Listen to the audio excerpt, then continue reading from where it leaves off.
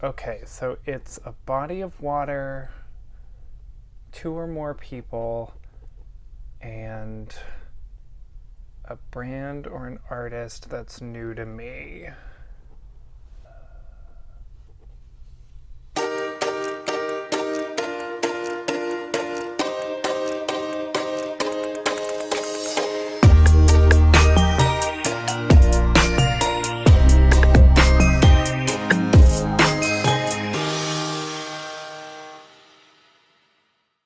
Hi, I'm Dan and this is Puzzle File. Today I'm tackling the 3-in-1 challenge. This challenge was created by Sandra at The Puzzling Canadian, and it goes like this. From this grid of prompts, you're going to select one row, either across, down, or diagonal. The challenge is to find and complete a puzzle that satisfies all 3 prompts in your row. So I'm going to show you which puzzle I chose in just a second, but you should also check out Sandra's channel at The Puzzling Canadian to see which puzzle she found, as well as Emilia from Puzzle with Emilia, Kat at The Puzzle Cat, and Sue at Sue Burgundy Puzzle, who have all completed the challenge as well. And I challenge you all to give it a shot too. You can go out and buy a new puzzle that fits the challenge, but I know that a lot of you have puzzle collections that are even bigger than mine, so you can do what I did, which is to just shop from your own puzzle collection. I chose the left column, so I was looking for a puzzle with a body of water, more than one person, and a puzzle from a brand or an artist that I had never done before. And I actually found 3 puzzles in my collection that fit the bill, so I could have chosen this thrifted puzzle of posters of the American national parks. This is from Wishdom, which is a brand that I've never heard of before. Or I also could have done this 1,000-piece puzzle that was gifted to me by KI Puzzles called Midnight in Prague, which has this great artwork by artist Madalina Tantarianu, who is a new artist to me. But those 2 are going to stay on the shelf for a little bit longer because I've decided today's the day that I'm going to do a puzzle I've been wanting to do for a really long time. This is East of the Sun, West of the Moon from Art and Fable. I mentioned this puzzle in one of my Puzzling Life videos a while back, and Art and Fable very kindly sent me a copy of it recently. This fantastic illustration is by Kay Nielsen, and it comes from a collection of fairy tale stories that he illustrated in the 1920s called East of the Sun and West of the Moon. It's 500 pieces, it features a body of water, more than one person, and it's both a new brand and a new artist for me. I honestly have already spent so much time looking at this image. It's so layered and there's so many little surprises in it. So I can't wait to get to know it even better as I puzzle through it. But before we get started, let's take a closer look at the box and the pieces. Okay, I've been wanting to try Art and Fable's puzzles for a while. They select really wonderful images, really unique kinds of artwork that you don't see from other brands. They have a reputation for really high quality, and the other thing about them is that they have a unique sort of velvety feeling to their pieces that I've been interested in feeling, and I think the whole box actually has that same velvety finish because I can feel it already. All right, so the box includes a resealable bag for the pieces, which is nice. Rather than a traditional poster, it comes with this like card of the puzzle image that also has some information about the artist on the back.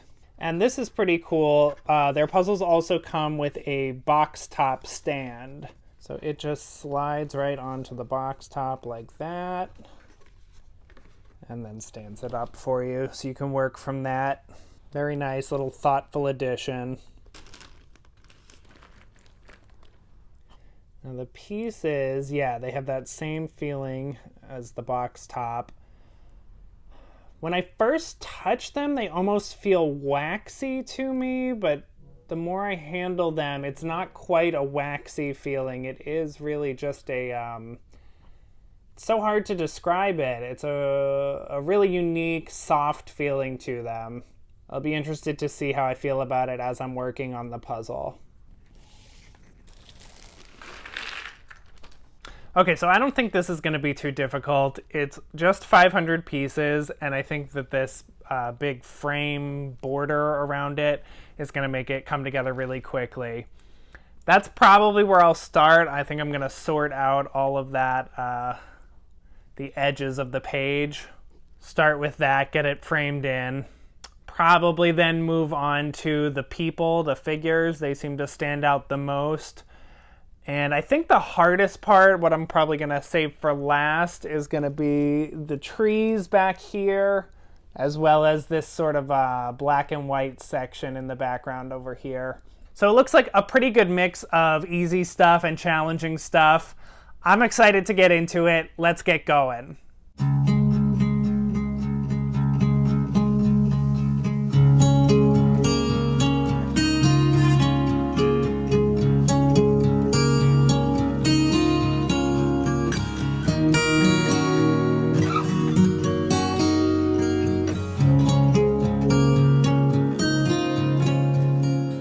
Okay, I've got 3 basic piles here. These are all the edge pieces.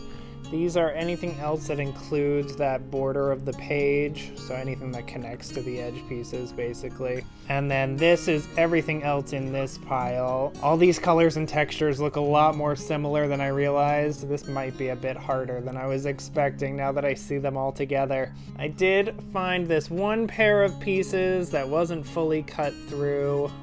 They're actually so connected that I don't even want to try to rip them apart. Other than that, all the pieces look fantastic. They feel great. So my next step is going to be to start building this border.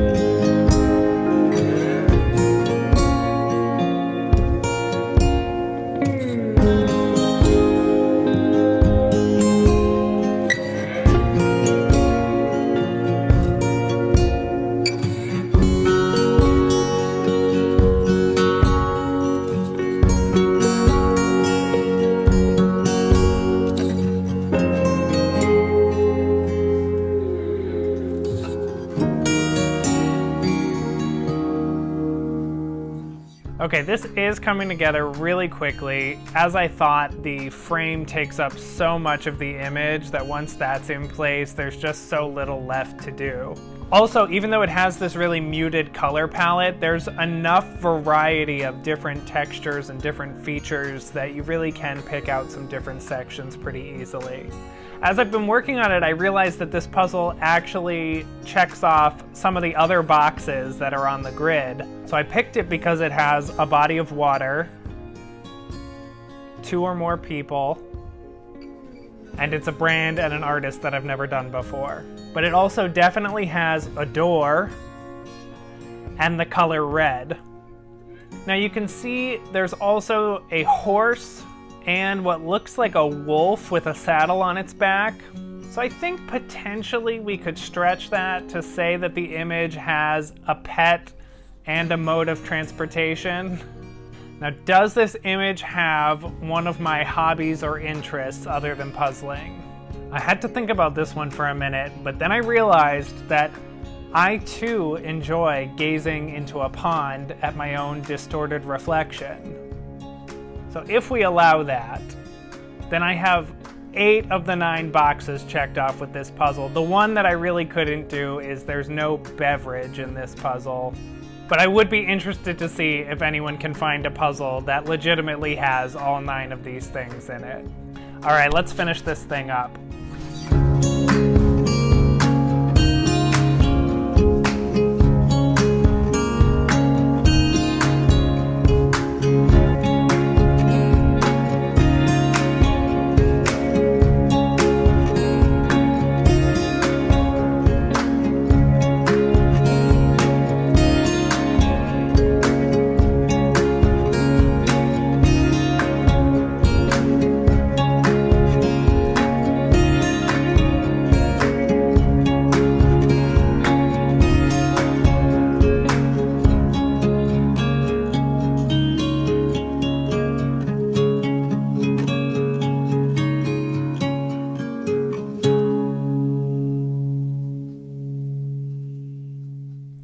Okay, this puzzle was fantastic. The illustration was amazing, super fun to puzzle. The quality is just as good as I've heard. Art and Fable really makes excellent high quality puzzles. The pieces feel great, and let me just say, absolutely no glare and a really nice snug fit. I'm super happy with this. Again, thank you so much to Art and Fable for sending me this puzzle. Also, thank you to Sandra at the Puzzling Canadian for inviting me to take part in this challenge. Be sure to check out the other YouTubers who are doing this challenge. I'm going to have links to all of them down in the description for you. And I hope you all will try this challenge too. Just pick a row from that grid and see if you can find a puzzle that matches all 3 prompts. It might push you to do a puzzle that you wouldn't have done otherwise. And if you do try it, you can post your results to social media with the hashtag 3-in-1 puzzling challenge.